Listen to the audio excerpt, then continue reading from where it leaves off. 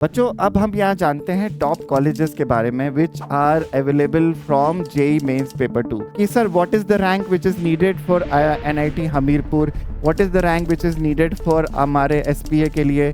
Now we will be understanding what is NATA versus JEE BR. So people who want to really do well in their entrance exam, they should be preparing good in maths to qualify.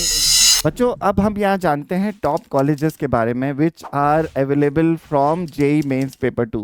यहाँ पे NIT Trichy है, NIT Calicut है, NIT Bhopal है, NIT Hamirpur है. These are the best college through JEE mains paper 2. School of planning and architecture SPA Delhi, Bhopal, Vijayawada, these are the 3 centres. और उसके साथ आपके IITs in technical universities which are there across India. So these are the premium institutes in which if you get good rank you will be able to qualify and you will be able to join this institute. अब बच्चे मुझसे पूछते हैं कई बार कि sir what is the rank which is needed for NIT Hamirpur, what is the rank which is needed for हमारे SPA के लिए या IITs के लिए. so you should be qualifying above 50% for sure.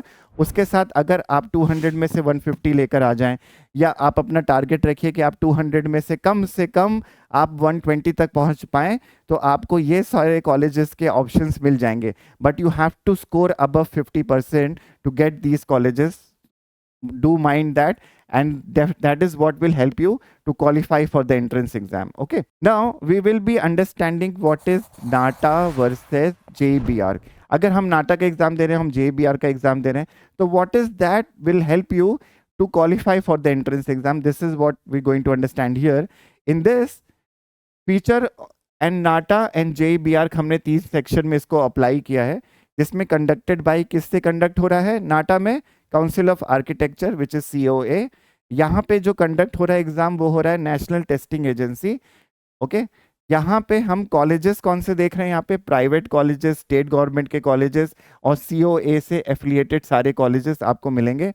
उस जेई मेंस पेपर 2 में क्या हो रहा है, यहाँ पे NITs, SPA और IITs मिलेंगे आपको.